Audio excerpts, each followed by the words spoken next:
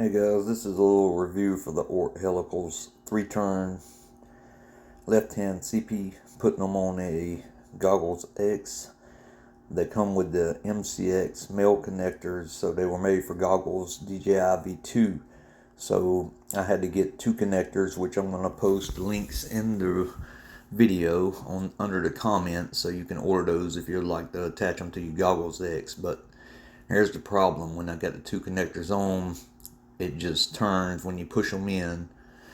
And also the 3D print on the Helicals isn't the greatest, but it was made to insert into the Goggles X V2, so I can't blame them on that. It's just little legs that go on to hold the fiberglass fitting or whatever the material is made out of that they use to make the helical. The antennas seem to work great, but I just wasn't too enthused about it. After I ordered it, I didn't read the description, so as you can see, they just spin like a top on top of the Goggles X. And they do come, they're marked left hand and right hand, as you can see in the video.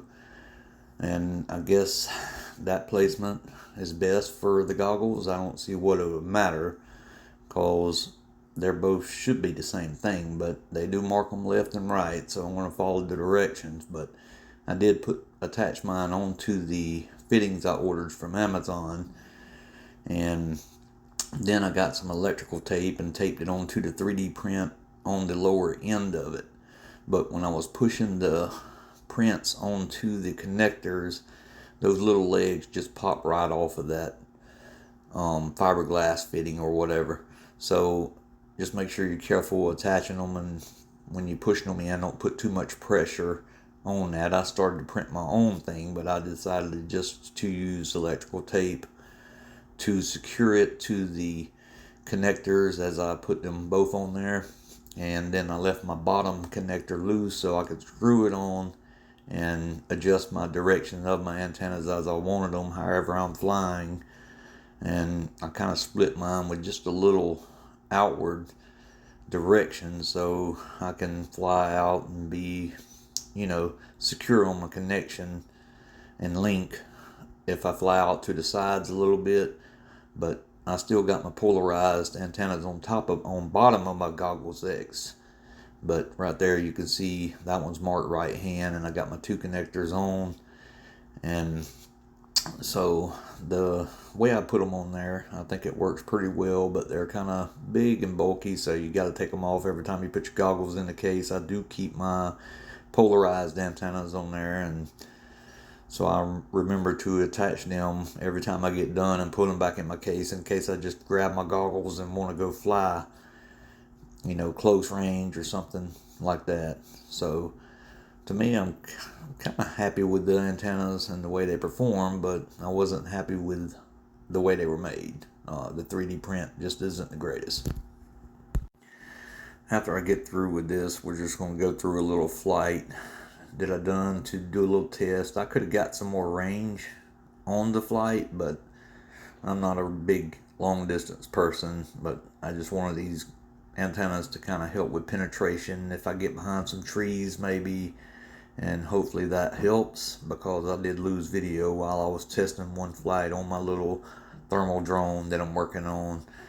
And I do have the gimbal on the drone now, so I can adjust the camera out with a little bit of angle, so I can see with my thermal if I have my goggles, my HD0 goggles on, flying with my thermal. I can put the camera out at a little bit of angle so it isn't pointing straight down.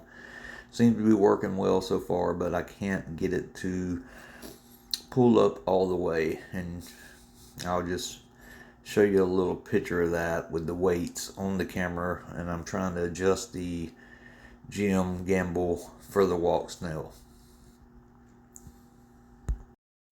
Here's a little video showing both antennas attached to the goggles and how I done the electrical tape on the back of it to hold them out. And just remember, you can place your antennas on the correct position as they instructed, but as you can see there, I got mine with a little bit of angle out, so it wouldn't affect my flying if I get out to the sides a little bit. And And like I said, I could have kept going, but I just decided to stop where I went.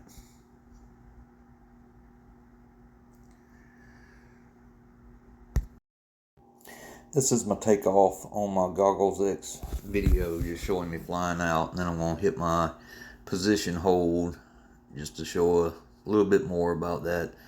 And that's in my previous videos, but I'm just doing this video, for the ort helicals, and was doing a little testing and just wanted to see, but no wind today, and the altitude hold, position hold worked well from the version of Betaflight 4.6 I'm on.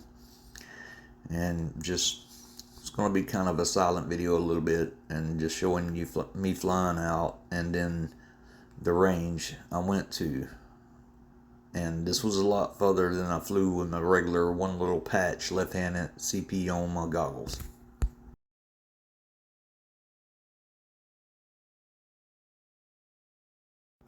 Now this video, when I flip over from my Walksnail video, I'm going to go and show you a little bit of the thermal video. The thermal camera's it's pretty dark with the HD0, when we're recording that way. I guess from the transformation of the video and how HD0 works, it kind of corrects and tries to make the best video you can get when it's recording analog. So it's, transforming that video to something different, and it makes it look a little dark. Just wanted to mention that in there. And you could see here, I hit position hold while I was moving, and I just wanted to show that, how it snatched the drone back and went back to where it was. And then we just had just a little wobble during flight. And this is where I was just flying back, and I wanted to fly back across the road and go across and hit the altitude hold again over some trees and see how that happens, because I'm off to my right and there are some trees just a little bit in between us, but I got some altitude up there, so I'm not losing video. I did get a little break up when I was far out and I went to turn. I've got the antenna up high, and it's only a single Pro V2 antenna VTX on this unit, and I feel like the dual antennas go further, but this is all I had at the moment. I do have a GT kit on the way, and I will probably end up placing that on my new build. I'm going to do a 7-inch with a GT kit.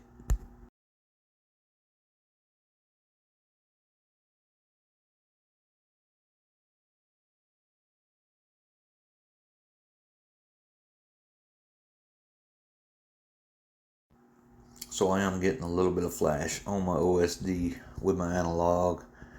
I don't know, I think I got too much on the screen maybe, and it just seems to started doing that after I made some adjustments and reflashed and all that. And I added just a little bit more because I wanted my time down there, and that timer seems to have made the issue with the flashing, with the OSD and the time on the OSD.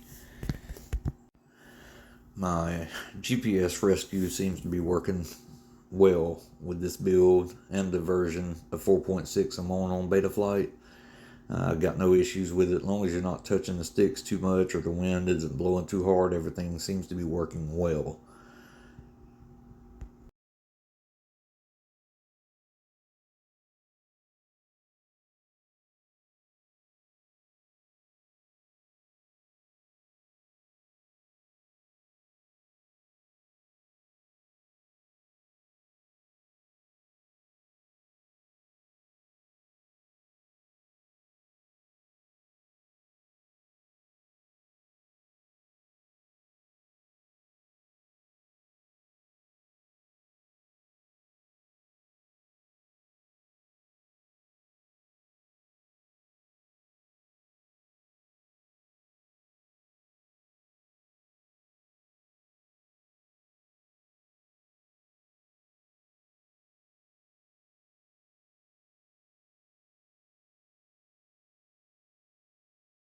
We all know we get a little bit of the statistics and readings from our flight at the end, so you can just check that out and see the distance and all that right here. Remember, I wasn't at max flight. I just decided to stop where I was. Still had good video.